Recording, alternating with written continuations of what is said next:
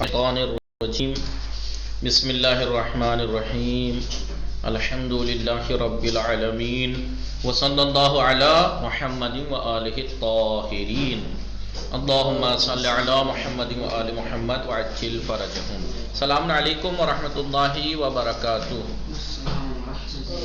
علیکم السلام ورحمۃ اللہ وبرکاتہ. خوب هستید همه شما دوستان و عزیزان؟ ما خوب هستیم، شما خوبی؟ صبح همه دوستان بخیر. صبح شما هم بخیر. انشاءاللہ وقت خوبی و شب آرامی داشته باشید، روز آرامی داشته باشید. انشاءالله شما هم همچنین. سلامت باشید. خب دوستان، ما درباره چه میخواندیم؟ درباره اسم تفضیل مشتقات. ویسے ما درباره اسم کے بارے میں ہماری گفتگو چل رہی تھی. اسم کی ایک تقسیم ہے، اسم یا جامد ہوتا ہے یا اسم مشتق ہوتا ہے. آیتا مشتق جو ہوتے ہیں وہ ویسے تو کلی طور پر اگر لغوی تعریف دیکھیں ہم مشتق کی تو اس میں بہت کچھ شامل ہو جائے گا. اگر ہم مشتق کی تعریف دیکھیں تو اس میں بہت کچھ داخل ہو جائے گا. مشتق یعنی ہر وہ کلمہ جو دوسرے کسی کلمے سے لیا گیا ہو.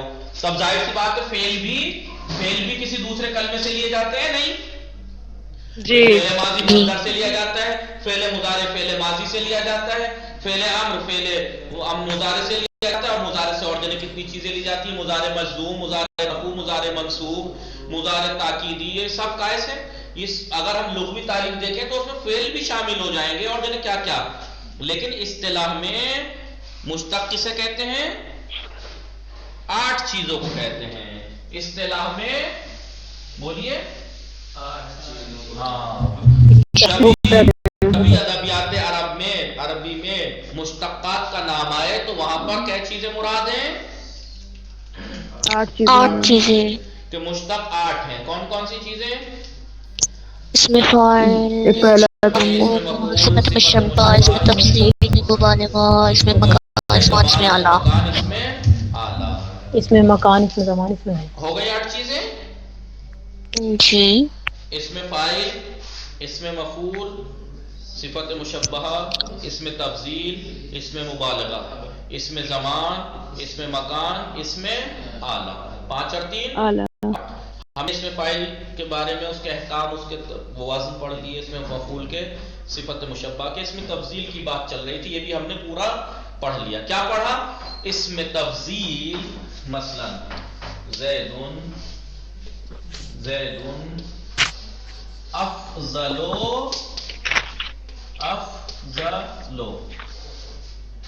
من مثلا فلا من امری. زیدن افضل من امری. افضل اس میں تفضیل ہے. تو اس میں تفضیل کسے کہتے ہیں؟ اس میں تفضیل ایک ایسا کلمہ ہے، بولیے، کہ جو دلالت کرے ایک موصوف پر، موصوف جس کے اندر یہ صفت پائی جائے، اور ایک موصوف پر اور وہ صفت اس کے اندر دوسرے سے زیادہ ہے، اس چیز پر دلالت کرے. مثال طور پر زید، یہ افضل جو ہے اس میں تفضیل ہے. کس پہ دلالت کر رہا ہے؟ ایک شخص کے اوپر کہ جس کے اندر فضیلت پائی جا رہی ہے، دوسرے سے زیادہ ہے، اور یہ فضیلت کی صفت اس کے اندر دوسروں سے زیادہ. ہاں، یہاں پہ فضیلت کی صفت اور یقین کی صفت. مثلا زیدن اعلم مثلا من فلاں، زیدن اعلم من اخیہ. من اخیہ، زید اپنے بھائی سے زیادہ پڑھا لکھا ہے. تو اعلم اس میں تفضیل ہے، وہ ایک ایسی ذات پر، ایک موصوف پر دلالت کر رہی ہے، مثلا زید پر، کہ جس کے اندر یہ صفت علم اس کے بھائی سے، اس کے غیر سے زیادہ ہے، اس کے غیر سے زیادہ ہے. اس کو تفضیل کو میں نے انگلش میں اس کا کیا نام بتایا تھا؟ سپرلیٹیو ڈگری. سپرلیٹیو ڈگری بتایا تھا. اور فارسی میں صفت برتر اور برترین. صفت برتر اور برترین پڑھا تھا. بھلے پڑھا تھا. بزرگ ترین، کوچک تر، کوچک ترین. فارسی میں تر اور ترین لگتا ہے جی، اور اردو میں اس سے بڑا، سب سے بڑا، اور انگلش میں بگ، بگر، بگیسٹ، یعنی ایسے مثال طور پر. تو اس میں تفضیل ایک ایسا کلمہ ہے کہ جو ایک موصوف جس کے اندر صفت ہے اس پر دلالت کرے اور وہ صفت دوسروں سے زیادہ ہے اس پہ دلالت کرتا ہے، اور اس کا وزن افعل کے وزن پہ آتا ہے، چاہے مذکر ہو چاہے مؤنث، لیکن کبھی کبھی مؤنث کے لیے الگ آتا ہے، جو کہ 4 استعمالات میں اب آپ سمجھ ہی گئے ہوں گے کہ کب مؤنث کے لیے مؤنث آتا ہے، ورنہ اکثر جگہ افعل ہی رہتا ہے۔ سمجھ میں آئی بات ہے نہیں؟ جی ہاں، اس میں تفضیل بنانے کی کچھ شرطیں تھیں، یاد ہے؟ 7 شرطیں تھیں؟ نہیں، وہ صفت مشبہ کی شرطیں تھیں، نہیں 7 شرطیں تھیں، 7 شرطیں تھیں، اسی کی تھیں وہ صفت مشبہ کی۔ کیا شرطیں تھیں؟ جس فعل سے اس میں تفضیل بنا رہے ہیں اس میں 7 شرطیں ہونی چاہیے۔ پہلی، وہ ثلاثی ہونا چاہیے، رباعی نہیں ہونا چاہیے، 3 حرف۔ دوسرا، وہ مجرد ہونا چاہیے، ثلاثی مجرد، 3 حرفوں، تینوں اصلیوں، کوئی زیادہ نہ ہو، ثلاثی مجرد۔ تیسرا، وہ ہونا چاہیے مجہول نہیں ہونا چاہیے، جی کیا ہوا؟ فعل ثلاثی مجرد نہیں ہونا چاہیے، فعل تام ہونا چاہیے، ناقص فعل متصرف، ساری گردان سارے صیغے آنے چاہیے، غیر متصرف نہیں ہونی چاہیے۔ چھٹا، قابل فضیلت، جس فعل سے اس میں تفضیل بناتے ہیں اس میں 7 شرطیں ہونی چاہیے۔ پچھلی ویڈیو میں سب بتا رکھا ہے اس میں تفضیل کی، جو پچھلی 2-3 ویڈیو۔ پہلی شرط، وہ فعل ثلاثی ہو، دوسری شرط مجرد ہو، تیسری معلوم ہو مجہول نہ ہو، چوتھا تام ہو ناقص نہ ہو فعل، پانچواں متصرف ہو غیر متصرف نہ ہو، چھٹا اس میں فضیلت کے معنی سمجھ میں آ رہے ہوں، ساتواں وہ فعل رنگ یا عیب یا زینت کے اوپر دلالت نہ کرتا۔ جی، اگر میں نے ایک بات بتائی تھی کہ رنگ و عیب یا زینت کے اوپر دلالت کرے اور وہ افعل کے وزن پہ ہو تو وہ کیا ہوتا ہے؟ جیسے امورا سے احمر، احمر دیکھیے افعل کے وزن پہ، رنگ و عیب پہ، تو یہ صفت مشبہ ہے، اس میں تفضیل نہیں ہے۔ افعل کے وزن پہ دیکھتے ہی آپ کہتے ہیں کہ اس میں تفضیل ہے، نہیں، یہ صفت مشبہ ہے، بتا چکے ہیں۔ اس کے لیے یہ ہے کہ یہ 7 شرطیں ہونی چاہیے، لیکن اگر کسی فعل میں ان 7 شرطوں میں سے 2 کو چھوڑ کر، قابل مفاضلت جس میں فضیلت اور تصرف، ان 2 کو چھوڑ کے باقی کوئی اور شرط نہیں ہے، تو اس سے اگر ہم فضیلت کے برتری کے معنی سمجھانا چاہیں تو کیا کہا تھا؟ جس فعل میں شرط پوری نہیں ہے اسی فعل کو منصوب لائیں گے، اس فعل کے مصدر کو، اس فعل کے اصلی منصوب لائیں گے ایک افعل کے وزن پہ جو دوسرے کسی فعل سے بنا ہو، جیسے اشد ہے، اکثر ہے، اقل ہے، اخف ہے، جی جی۔ پھر اس میں تفضیل کے استعمال بتائے تھے، اس میں تفضیل کے کتنے استعمال بتائے تھے؟ کتنی صورتوں میں استعمال ہوتا ہے تفضیل؟ 4۔ پہلی صورت بولیے پہلی صورت دل کے بعد من اپنے مجرور کے ساتھ، تفضیل کے بعد من اپنے مجرور کے ساتھ آئے گا، یا تو من اخیہ زید افضل من اخیہ، یا دوسری اس میں تفضیل نکرے کی طرف مضاف ہوگا، زید اشتہو مثلا اعلم رجل، یا تو نکرے کی طرف مضاف ہوگا، دیکھیے نکرہ ہے، اس میں تفضیل نکرے کی طرف مضاف ہے۔ تیسری الف لام، اس میں تفضیل پر الف لام ہوگا، الف لام تعریف، زید الاعلم، زید الاعلم۔ چوتھی صورت اس میں تفضیل معرفے کی طرف مضاف ہوگا، زید اعلم الناس۔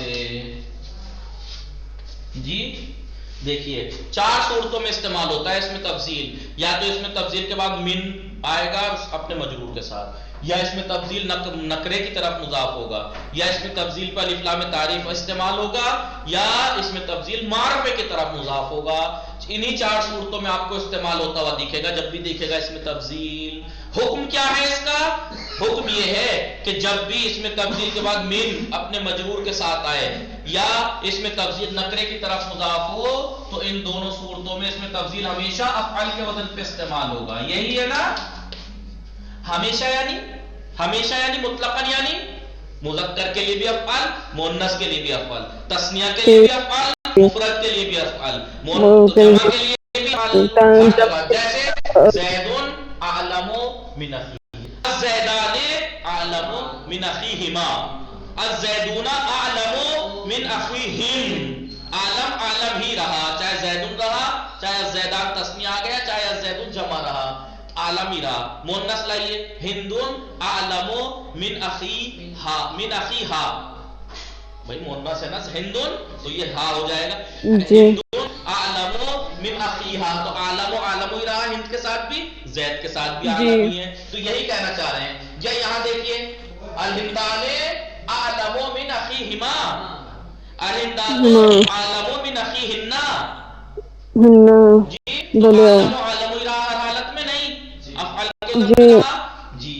یا زیدن اعلم رجل، الزیدان اعلم رجلان، الزیدون اعلم رجال، تینوں ہاتھ مفرد کے لیے بھی، تثنیہ کے لیے بھی، جمع کے لیے بھی عالم ہی رہا۔ ہندن اعلم امرأۃ، الہندان اعلم امرأتان، الہندات اعلم نساء، سب مؤنث کے لیے بھی عالم ہی رہا، مذکر کے لیے بھی عالم، مفرد کے لیے، تثنیہ کے لیے، سب کے لیے عالم رہا۔ اس لیے میں نے کہا کہ اگر اس میں تفضیل کے بعد من استعمال ہو یا اس میں تفضیل نکرے کی طرف مضاف ہو تو ہمیشہ اس میں تفضیل افعال کے وزن پہ آئے گا، یعنی ہمیشہ، یعنی چاہے مذکر کے لیے آئے، چاہے مؤنث کے لیے، چاہے مفرد کے لیے، چاہے تثنیہ کے لیے، چاہے جمع کے لیے۔ اس کا کیا حکم تھا؟ اگر اس میں تفضیل پر الف لام استعمال ہو، الف لام تعریف، تو مطابقت واجب ہے۔ تو کس چیز سے مطابقت واجب ہے؟ یعنی اگر مذکر کے لیے ہے تو مذکر آئے گا، مؤنث کے لیے تو مؤنث آئے گا، مفرد کے لیے تو مفرد، تثنیہ کے لیے ہے تو تثنیہ، جیسے زیدن الاعلم جی، الزیدان الاعلمان، الزیدان الاعلمان، دیکھو زیدان تسنیہ تھا تو علمان بھی تسنیہ ہو گیا، الزیدون الاعلمون، الزیدون الاعلمون، الزیدون جمع تھا تو اعلمون بھی جمع ہو گیا۔ یا ہندن العلماء، ہندن العلماء گولا کے وزن ہے، الہندان العلمیان، الہندات العلمیات، مؤنث کے لیے مؤنث، تثنیہ کے لیے تثنیہ، جمع، اس لیے کہا مطابقت واجب ہے، یعنی جیسا کے لیے ہے ویسا استعمال ہوگا، ہمیشہ ایسا نہیں ہوگا۔ سمجھ میں آیا؟ اور یہاں پر کیا تھا؟ دونوں وجہ جائز ہیں، چاہے آپ مطابقت کرائیے،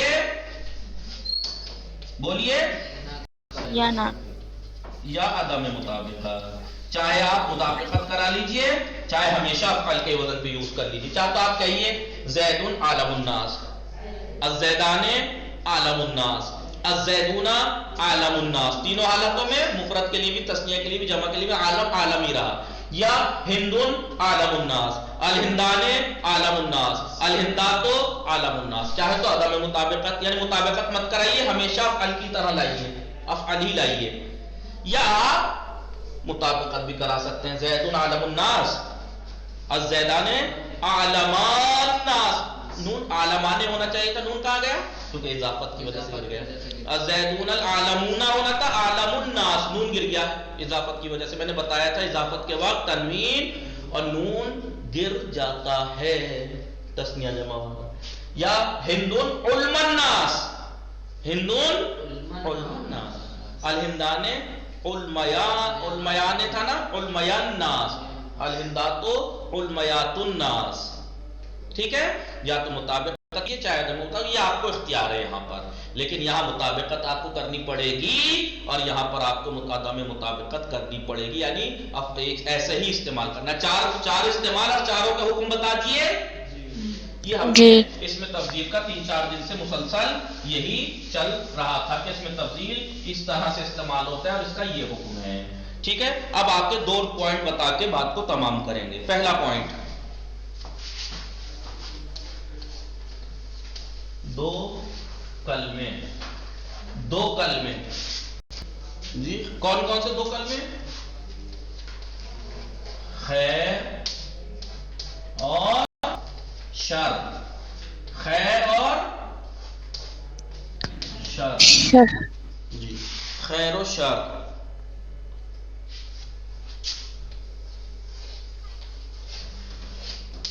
تفضیل کے لیے استعمال ہوتے ہیں، استعمال ہوتے ہیں،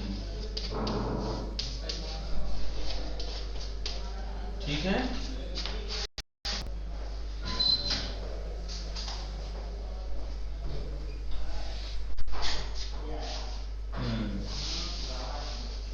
اخیار اور جی اشر، اخیار اور اشر کو کے مخفف ہیں، یہ مخفف ہیں۔ اصل میں کیا تھا؟ افعل اخیار افعل اشر یہ تھا، لیکن اس کو مخفف خیر کر دیا، اخیار کا مخفف خیر ہلکا بنا لیا، ہلکا بنا لیا، اخیار کا خیر اور اشر کا شر۔ تو یہ خیر شر تفضیل کے لیے استعمال ہوتے ہیں، یہ اصل میں اخیار اور اشر تھے، ان کو تخفیف کر کے ایسا بنا دیا ہے۔ خیر کا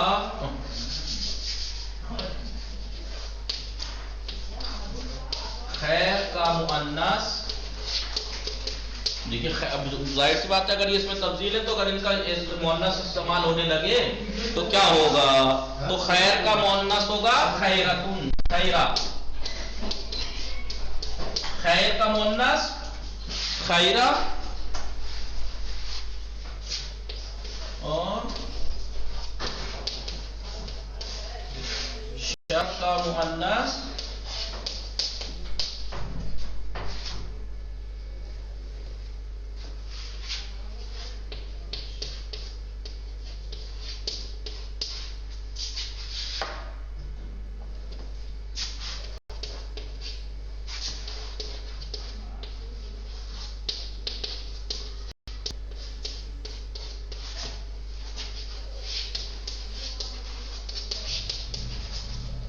ٹھیک ہے؟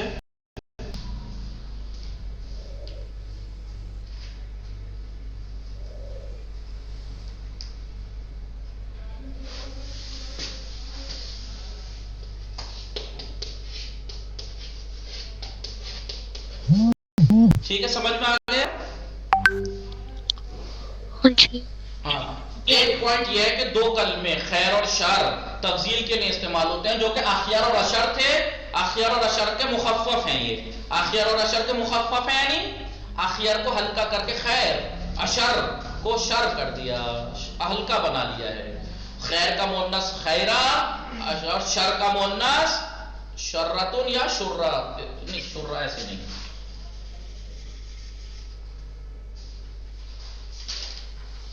شرہ ایسے شرہ بنایا جاتا ہے، ٹھیک ہے؟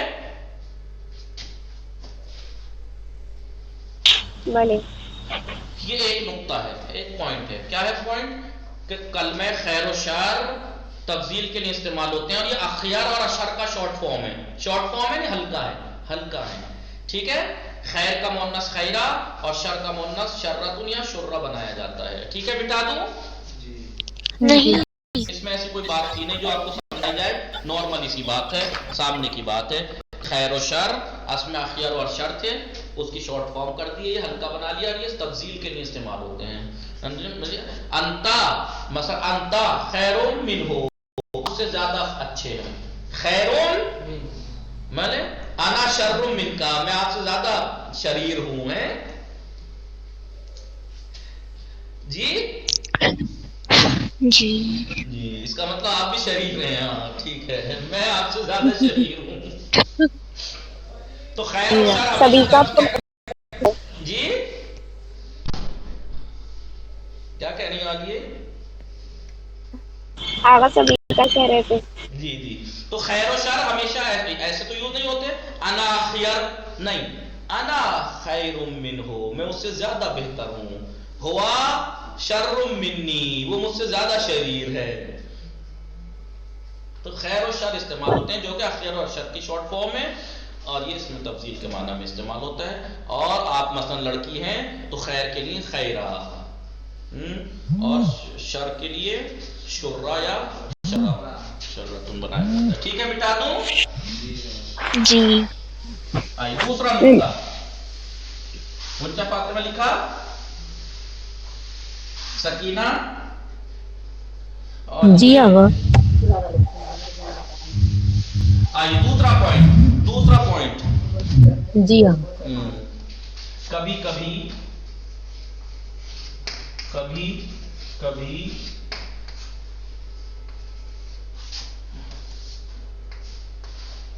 اس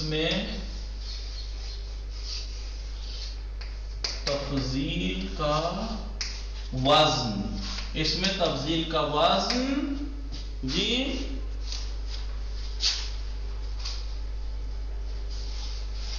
اس میں تفضیل فضیلت کے لیے آتا ہے نا، برتری. بولیے. جی. ہاں، کبھی کبھی اس میں تفضیل کا وزن فضیلت کے معنی سے خالی ہوتا ہے، یعنی اس میں فضیلت کے معنی نہیں ہوتے ہے، وہ اس میں تفضیل کے وزن پہ، لیکن اس میں فضیلت کے معنی نہیں ہے کہ اس سے زیادہ. ابھی مثال دوں گا تو سمجھ میں آئے گا. ٹھیک ہے.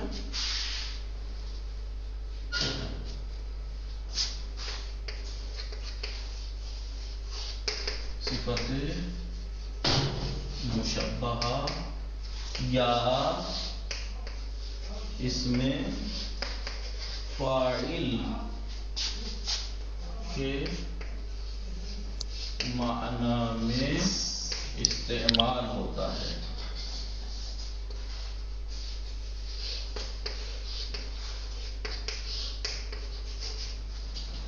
کبھی کبھی اس میں تفضیل کا جو وزن ہے اس میں فضیلت کے معنی ہی نہیں ہوتے، بلکہ وہ صفت مشبہ یا اس میں فاعل کے معنی میں یوز ہوتا ہے.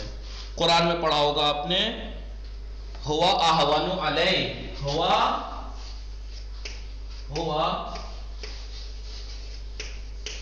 احونو، کس وزن پہ احونو؟ بولیے. احونو کا وزن کیا ہے؟ افعل. اس میں تفضیل کا وزن ہے جی جی آغا ہے، اس میں تفضیل کا وزن معنی نہیں ہے. آپ اس کے معنی یہ مت کرنے بیٹھنا کہ وہ اس کے لیے زیادہ ہلکا ہے، وہ اس سے زیادہ اس کے لیے ہلکا ہے. نہیں، وہ ہلکا ہے. ہوا احون علیہ، یہ اس کے لیے ہلکا ہے. یا مثلا اللہ اعلم، اللہ کے بارے میں جب بھی یہ وزن اس میں تفضیل استعمال ہو وہ فاعل یا صفت مشبہہ کے معنی میں ہوگا، ورنہ ہماری کیا اوقات یا کسی کی کیا اوقات جس کا مقابلہ اللہ سے ہو. جی. اللہ اعلم، اگر ہم اس میں تفضیل کا معنی کریں اس میں کہ اللہ اس سے بڑا، کس سے بڑا ہے؟ کہ اللہ کی نعوذ باللہ یہ حیثیت پہ لا دیا ہم نے کہ ہم کسی سے مقابلہ کریں اللہ کا. نہیں. اللہ اعلم حیث یجعل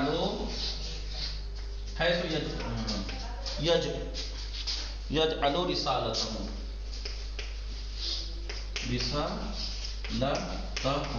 اللہ اعلم حیث یجعل رسالتہ. تو یہاں پہ عالم کس معنی میں ہے؟ یعنی عالمون، اللہ جاننے والا ہے کہ اسے اپنی رسالت کہاں رکھنی ہے.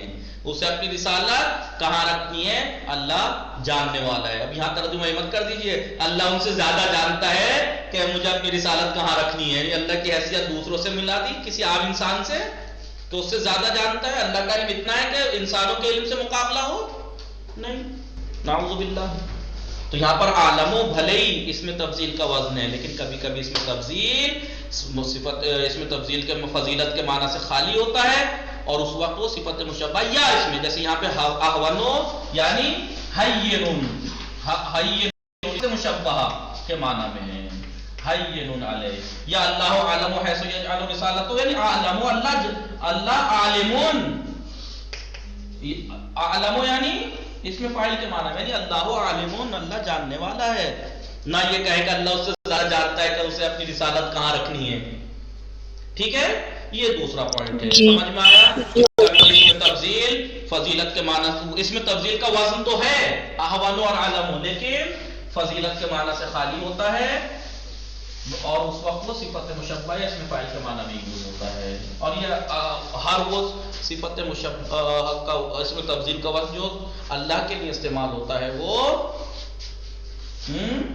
اس معنی میں ہوتا ہے، صفت مشبہ یا اسم فاعل کے معنی میں ہوتا ہے.